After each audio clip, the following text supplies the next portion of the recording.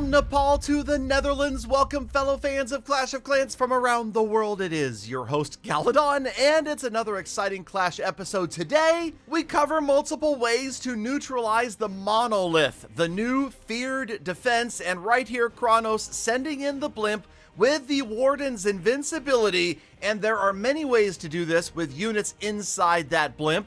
Kronos has chosen super archers, clone spells, and invisibility spells. Check it out right here, as this is just one of the many ways you can get rid of that awful, terrible, destructive defense that takes out all your heroes. And sure enough, Kronos has made the monolith the Gonolith. Now, of course, there are many ways to skin a cat. Okay, destroy a monolith, and this is the first, getting in with the blimp. It could be any of a number of units inside that blimp that are going to land on the monolith, wipe it out. But of course, you've got multiple tactics right here from Kronos.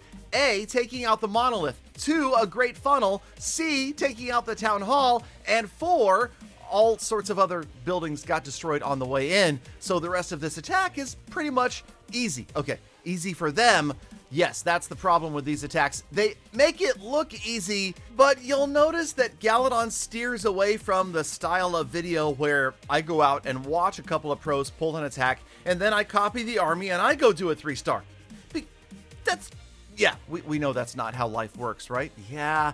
So we can enjoy these. We can pick up little tips like maybe that individual blimp action getting in and taking out valuable clusters of defenses like the monolith.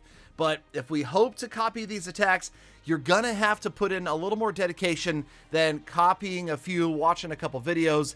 It is going to take hundreds, if not thousands of attempts to get these strategies down. And remember, these guys are doing multiple things at once. It all looks easy on the screen, but no doubt it is much harder under actual real life circumstances, and then the added pressure of doing it during a clan war, a CWL, when your clanmates or the opposing team is watching the attack. Okay, let's go ahead and wrap this up.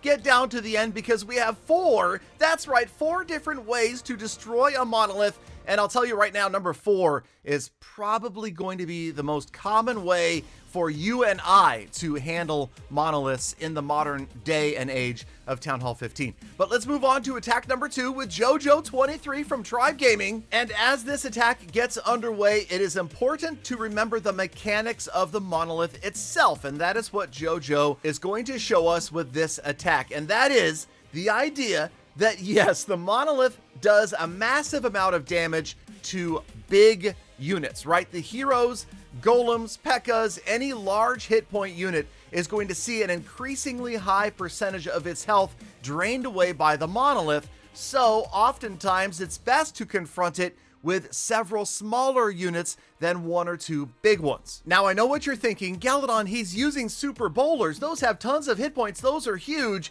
Don't show us another blimp destroying the monolith. Don't worry, neither one of those 2 things are going to happen. Watch as this attack gets underway. He is using the blimp. The blimp is going to pull out the clan castle, get a bunch of defenses down in the middle and that sort of thing, and also create a funnel for the Archer Queen to go to the left. But in addition, and more importantly, watch for the balloons late in this attack. He doesn't have a lot of them, but they are going to come in handy in just a little bit. You can see the funnel is beautiful, right? We're taking out the clan castle troops. Lizzie is in there, or was in there. Is Lizzie? No, Lizzie is still spitting poison all over the place. And by the way, yes, I am still actively campaigning with the Clash of Clans team and Supercell to rename the poison lizard to Lizzie. It makes absolutely no sense, and please join me in my campaign. Maybe we'll start a GoFundMe, maybe we'll start one of those petitions through the government to change the name. I don't know, but yeah, it's the worst name ever. It's as bad as Halloween Obstacle. It really is. Okay, just trying to talk my way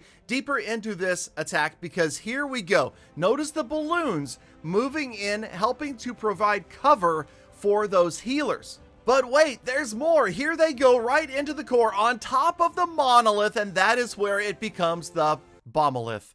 The bombs from the balloons just destroyed the monolith. Now, any other player, I would say, he probably got lucky. He didn't mean to do that. The balloons were just randomly floating around. But when it comes to JoJo23 and Tribe, I'm going to give him credit. I'm going to say, yes, that is exactly what he was trying to do. And if maybe that's not exactly what you could do in this attack, just remember that lots of smaller units, and I'm talking hog riders, miners, balloons, skeletons from their witches, all of those things are going to help overwhelm and destroy a monolith. So sometimes just simply attacking it with lots of lower hit point units is the best strategy. That's what worked out for JoJo 23, and that is attempt number 2. Let's move on to attack number 3.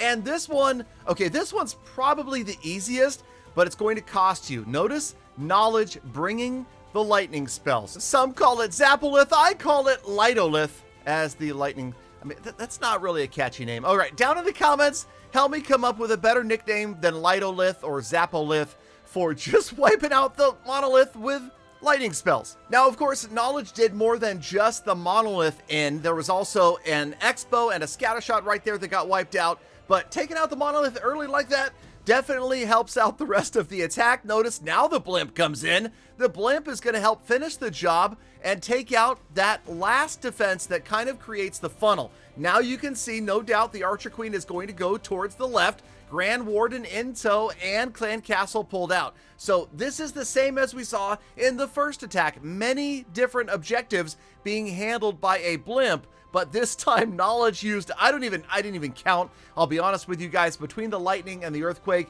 there are tables that you can research on the internet that will tell you exactly how many of each you need in order to wipe out a monolith or any other significant defense.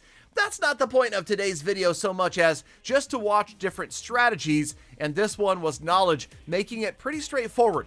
Wiping out the monolith early, and then, yes, Electro Titans. We have not seen enough of these in action, and I hope to put together an episode in the near future that covers just this attack strategy with the Electro Titans, because they are exciting, right? Anytime you get a new troop, it's fun to watch, but maybe they're just not quite as strong as some had hoped.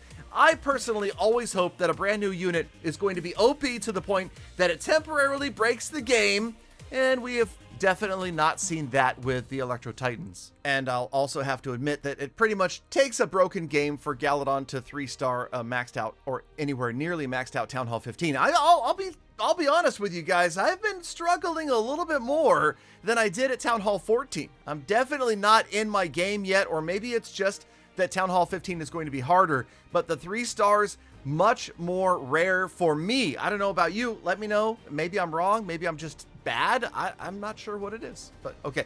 Let's wrap up the rest of this attack. Dropping knowledge on this base, picking up the 3-star in CWL, looking so easy, especially, of course, once the monolith is gone. But we have yet one more attack strategy, and this is the one that the Every Clasher should be using, most likely. And we'll see that in just a moment from Stop Effin', because he's never effing around. The effing referring to fishing, of course. Some may think it's the more crude farting, but I'm gonna go with fishing. Okay, so not effing around with this base, he rolls right in with Electro Dragons, which of course, yes, the Electro Dragon attack is strong at Town Hall 15, the spam is real, but we just talked about this. We just covered the idea that the monolith is going to do massive amounts of damage to high hit point units, and that includes the Electro Dragon. So what is the best way to handle an Electro Dragon versus monolith attack? Well, we've got 5 freeze spells, so that's right, Isolith, Isolation, Isolate, no, he's freezing it. There's the second freeze. He's used 2 freezes so far on the monolith, and he will continue to freeze it. There's number 3 until the E-Dragons get there and wipe it out. So it took 3 freeze spells, but you know, opposed to, say, 7 lightning spells and an earthquake or whatever the last case was, 3 freezes, not that big of an expense to keep it frozen. And of course, remember, spell timing and placement. Make sure the E-Dragons are right about in range, and always try to freeze an additional defense in the area, even if it's just something like a cannon or an archer tower. It makes a difference. Spell timing and placement is really more important in these style attacks than almost any other attack in the game. You need to get those freeze and rage spells placed correctly, or E-Dragon spam will become E-Dragon fail. And once again, what the pros have made look easy is much harder when you're doing it yourself. It does take a lot of practice.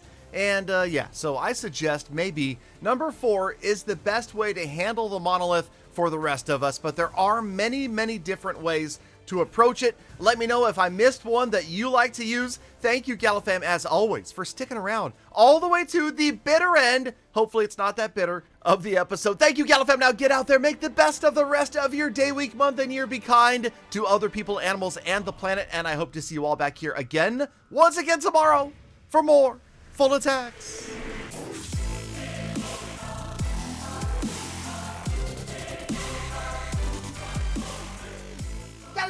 Galadon, if your nicknames for these strategies get any more cringe, I won't be able to take it.